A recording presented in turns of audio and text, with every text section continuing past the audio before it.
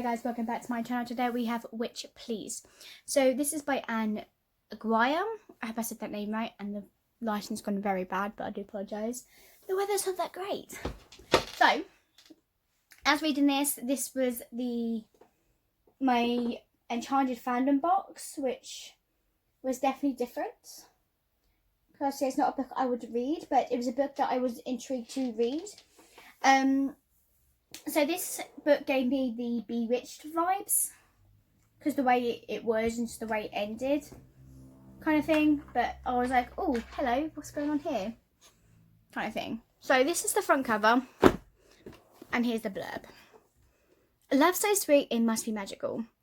Danica, I can't say her name, Waterhouse is a fully modern witch. After a messy breakup, she makes a pact with her cousin. They keep their hearts protected and have fun without involving overly opinionated and meddlesome Waterhouse merchant. Titus Windmaker has family troubles of his own. After a tragic loss, all he's got is his sister, his bakery, and sugar daddies, a romantic curse that they convinced has left him doomed to be alone. Until he meets her, the sparks of interest instant, their attraction irresistible. For him, she's the one. To her, he's a forbidden fruit. Can a modern witch find love in an old-fashioned mundane who refuses to settle for anything less than forever? This just literally full out just gives you Bewitched vibes. Literally. It's just something from a childhood. I think I have Bewitched. No, I don't. I got rid of it. Oh, I need to get it again. Anyway. So, these two had made a pact to stay single. They are in the middle of long-standing feud between their grandmother and their mother, who are sisters, so Danica and Clem, who both married mundane men. Clem's father was her mother's first husband, a witch, and it ended badly. So Danica's family is a mundane. Both sisters end up happy with the mundane men, and Danica's mother is not. Over. It. She's all about bloodlines and breeding strong witches, but both the sisters have grown up with the story, embracing each every chance she gets by their grandmother. They map that marrying a mundane means that lose your magic, and the only way to keep it is to marry another witch. She's been constantly sending her links to various profiles, and Danica is trying hard to ignore them. But Danica and Clem were trained to a witchcraft by their grandmother, who has similar magic strength, and they are very close with her, but they are both hating being in the middle of the family feud, and feeling like they are going to be disappointed in someone no matter what they do. So when Danica meets Titus, she's not only doing all the things she swore she would never do as regards the tension between her mother and grandmother, but she also broken her pact with Clem. She promised herself she will stop. What harm can a little light flirting do, right? That's what she thought. Titus is dealing with his own family problems. His mother died a little while ago, and him and his sister Maya run the bakery together. Their father remarried a much younger woman only 6 months after their mother died, and dear old dad, who has moved to Arizona with his new wife and her 2 children, and has just announced they're expecting a baby.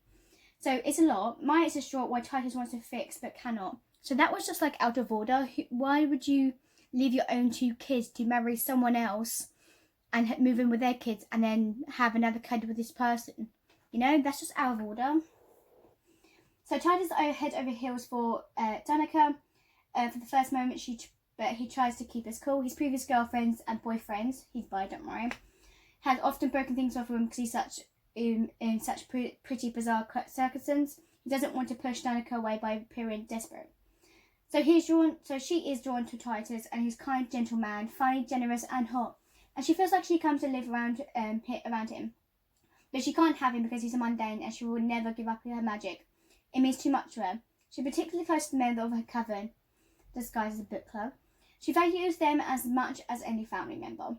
She does not want to lose them or their connection. In this world, if Titus will find that Danica is a witch, the council would arrange some very severe consequences, which would not work out for him, not that an option either. How can she hide who she is and keep Titus? How can she give up her magic for him? How could she ever be happy ever doing that? With increasing pressure from her grandmother, who's furious about Titus and threatened her own damage. Danica feels more and more out of control, and her magics grow wildly. Then, a witch hunter arrives in town. Boom!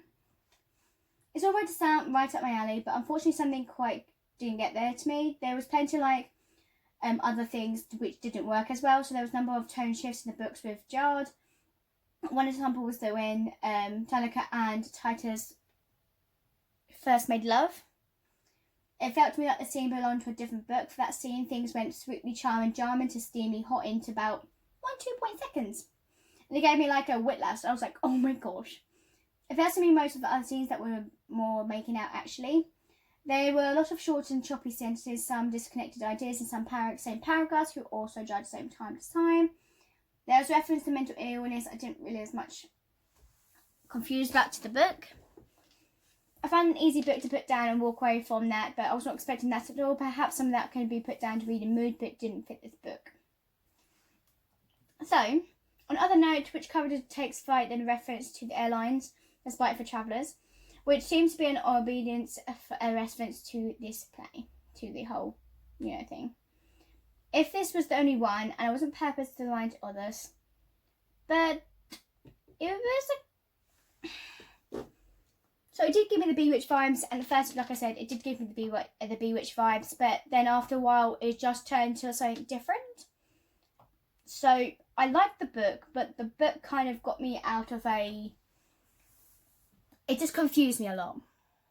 So I'm kind of got mixed feelings. Like, yes, I like it, but then I'm kind of like, I don't know.